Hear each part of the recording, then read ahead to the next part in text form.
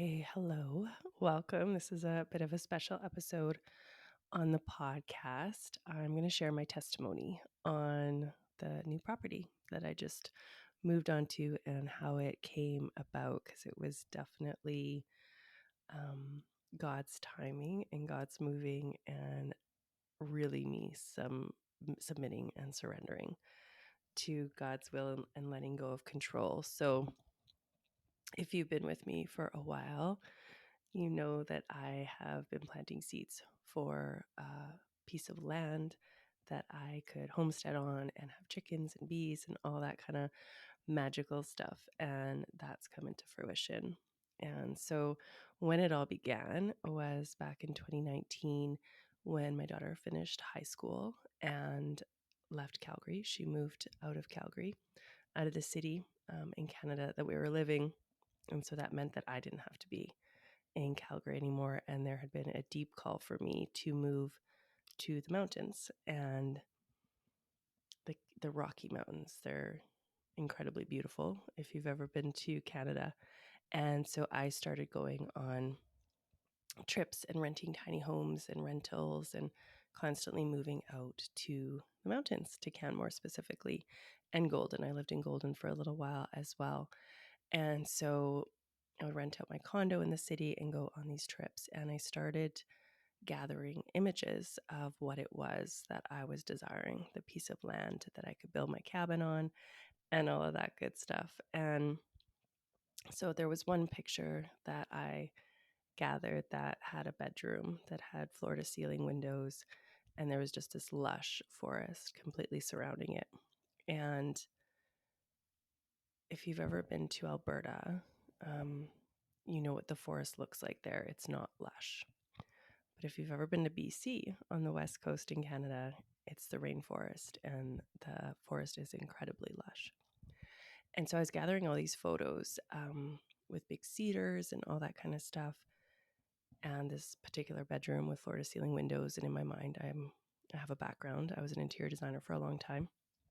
I think that's not really practical in Alberta because it gets so cold, and have floor to ceiling windows wouldn't be super practical for your whole bedroom in Alberta. And anyway, so I'm gathering all this, and I started holding visions every day of what it would feel like on this land, this property, what it would look like, what it would taste like, all kinds of like visualizations, really feeling into the essence of this place. And there was always a creek and a man with me on the bridge to the creek. We'd be walking over the creek, and we don't have a lot of creeks in Alberta. I mean, we have some, but there's not a lot. And I'm like, I can't ask for a creek. Like, that just seemed a little bit, crazy. And so anyway, a couple years went by. I was continuously looking for a property in Alberta. The finances hadn't come to fruition yet. So it was like just looking, calling it in, all that kind of stuff. And at this point, I was really very much in the new age world, into manifesting and, creating your reality. And so a couple years went by religiously, holding visualizations every day, meditations every day, doing everything that I knew to bring this property to me. But I was very much in control of it all. And so, God led me to BC. And I never in a million years would have thought I would have moved to the west coast of Canada. It was never on my radar. I wanted to be on the mountains, in the mountains. And so in 2021, still like on my search for land, all that kind of stuff, living in Canmore in the mountains, situations came forward, and I came out to visit on the Sunshine Coast in British Columbia in Canada. And I came and visited, and I loved it. But still, there was no desire to move here. Like, it just wasn't part of my plan. And then, this is a story for another time, but all these different synchronicities, events, experiences, all these things happen where it was very clear that I was meant to move to the West Coast, onto the Sunshine Coast. And so I came here and started looking for property right away, still holding the vision very tightly, very, very tightly, constantly meditating, visualizing, all those things. And then, you can listen to previous episodes about my journey to healing. But what essentially happened, and still the finances weren't there, but still holding the vision, still meditating all the time. And then I got really sick and had a, what we'll call nervous breakdown. And so I had to let all of that go because I didn't really, to be frank, I didn't care about finding this land. I just cared about surviving.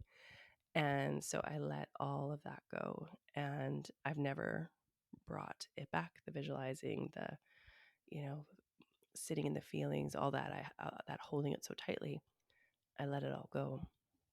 And then after a year, or probably 6 months of being sick and recovering and everything, I started looking for land again because the finances were coming through. And in May, I looked at this property on the Sunshine Coast, and it had floor to ceiling windows in the bedroom. So like the master bedroom had floor to ceiling windows, and it had a creek, and my heart just stopped. And I'm like, oh wow, like that's it. That's what I've been like dreaming of all these years. But it was out of my price range. So I screenshotted it. It's in my phone. And moved on and went on to almost buy 4 properties, I think, on the coast. But with my will, they would fall through at the last minute because at this time the finances were available. And so I would back out right at the last minute because I'm like, no, it's not right. It's not right. Ended up firing my realtor. Just went through a little bit of a roller coaster with all of it. And I was still holding it so tightly. And finally last summer, I was just like, God, I want what you want, not what I want. Like, if it's your will, like maybe it's not God's will for me to live on land and steward it and have bees and chickens and all that stuff that I'd been dreaming of. But I do fully believe that God puts these desires in our heart for a reason, and that these desires come because He's planted them there. But I felt so forceful before that point where I was just like, maybe this isn't what's meant to happen, and so maybe it's not God's will. And so I said, like, God, I want what you want for me. And that, like, it still creates a little bit of a, like, pang in my body because it's like, well, what if God doesn't want what I want? And that's the ultimate surrender, ultimate submission to God is where it's like, I want what you want. If you don't want it, I don't want it. And so I laid it all down and really let go of control and fully surrendered to it. And then hired a new realtor and came and looked at the place that I had seen the pictures of, and fell in love with it, the one that had the floor to ceiling windows in the bedroom, and fell in love with it. And I was like, this is it. Like, it's so it. And then the price came down and everything wove together so that now I'm sitting in that room that has the floor to ceiling windows.